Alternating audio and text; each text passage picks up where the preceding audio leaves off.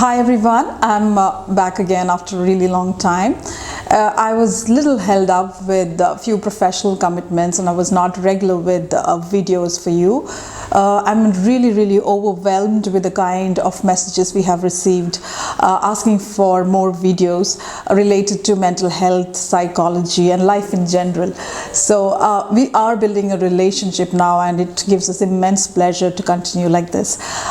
So today we will be dealing with something that is very commonly found, and it is about sleep disturbances, as in students, young people, older people, people who are retired or people who are a little stressed up, or anyone we come up with. They ask us, why is that I do not have a happy deep sleep? So sleep is a very important aspect. In the sense, it reflects in your personality, it affects your work, the way you look, the way you carry yourselves. Most of the time you'll land up being like an absent-minded professor because of lack of sleep. So we cannot just consider it to be a disorder or a disease. Sometimes it is totally your lifestyle, as in few mistakes that you do contributes to the lack of sleep. So today we will deal about few things that we need to pay attention to have a good night's sleep. So one main thing is that you have to decide on a particular time, as in when you would like to sleep. So once you decide on the time, continue following that particular time, no matter it's a weekend or no. So once you decide on the time, you're habituated to go to bed at that particular time. So you know it is time to go to bed. You know it is time to sleep, so you continue sleeping at the same time. So you're conditioned, as in your mind is conditioned to take rest now. You have had a tiresome day, you had a busy day and you want to take rest, and you take rest. So this is very difficult for people who have an irregular lifestyle, as in people who party a lot, or people who overwork, or are workaholics, and or people who spend too much of time outside without giving importance to their good 6 to 8 hours of sleep. Okay, so once you decide on the time, abide by it. It is a little difficult, but you can definitely start off with it, and it takes time, but definitely it will work out. It is not something that is impossible. So another thing would be to see that you don't have too much of coffee and tea or alcohol or smoking, because these kind of things affect you again.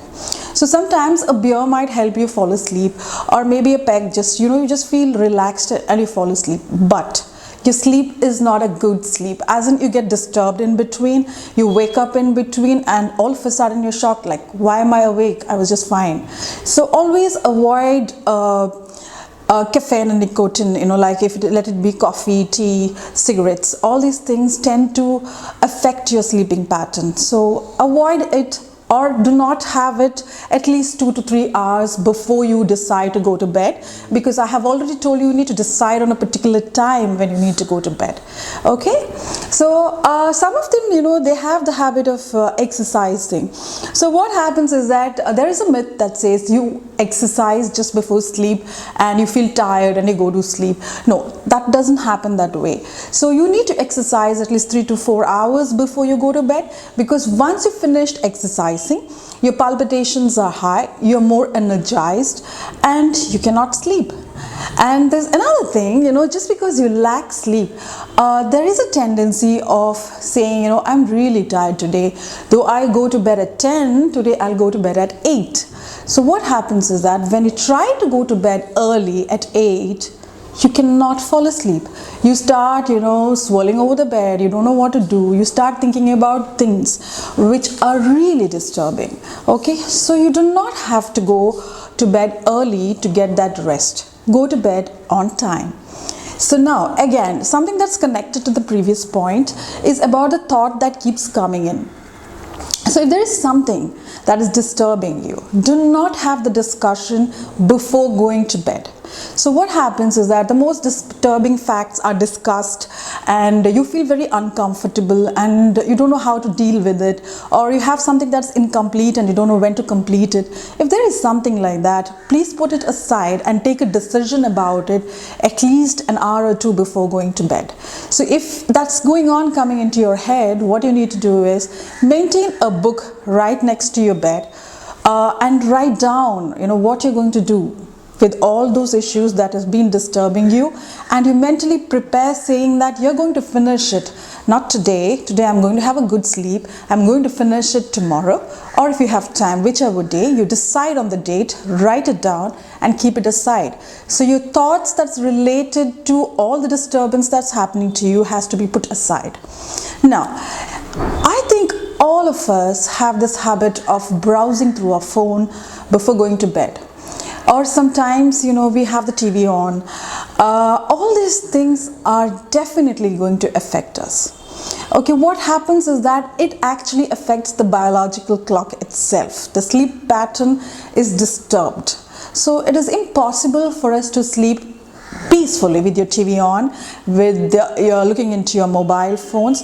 So make it a point to keep all the gadgets outside your bedroom. It is tough because I have tried it and it was really, really tough for me. But over the period of time, it has become a habit. I do not need a phone or TV or anything of that sort that disturbs me in my bedroom once I decide to sleep.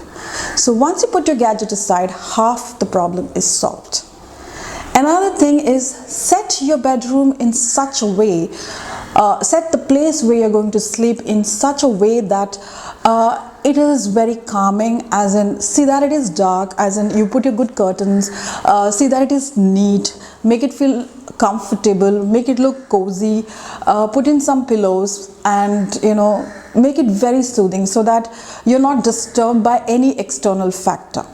Okay, so some of us are at times a little lazy and we keep the windows open or probably the lights on and a messy bed. It doesn't bring in that peace, that relaxation in us to have a good sleep. So once you pay attention to these few things, you can find a difference. Another thing would be drinking a lot of water just before going to bed. And you get up like n number of times just to take a leak. And every time you're disturbed that you want to use the restroom, you cannot get back to sleep. So drink water wisely and not in such a way that you need to take a leak every half an hour or every 1 hour. So plan accordingly. So these are the few tips that I wanted to share with you all. Another tip that we have tried, as in the house, we generally follow this. That is, we try to make use of the lavender essence oil or the lavender candles, the scented ones. It actually soothes you down and it relaxes you. And I think you can hear my dog snore, and that's how peacefully you can sleep after you set your room right, after you follow the right pattern of sleeping, and after you follow a healthy exercise routine and put your gadgets aside and have a real good night's sleep.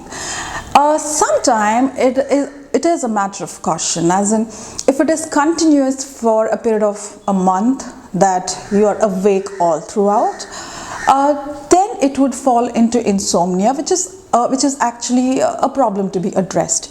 Once you have this for a month, the next month you might have a slight difference, as in if you have not been sleeping for an entire month and the next month maybe you are sleeping 15 days straight and 15 days you're not at all able to sleep. This is something that says you need help. That's when you need to go to a clinician, understand what is causing it. Sometimes they might be underlying cause like anxiety, depression or something, so you really need to identify what exactly is causing this. So if it's insomnia, as I just explained the symptoms, if it's something like that, you really need a clinician's help. Before that, follow the steps that I've just told you all, and I think it should really help you because it's helped me and a lot of other friends too. So I hope this small chit chat will help you in having a sound sleep. and please do write to us if you have any other queries. Hope you liked this small chit chat about sound sleep. We will be making frequent videos and not taking many more gaps like we had earlier. So if you really feel this video was interesting and helpful, please do hit a like. And if you think another friend of yours would be benefited out of this video, please do share it.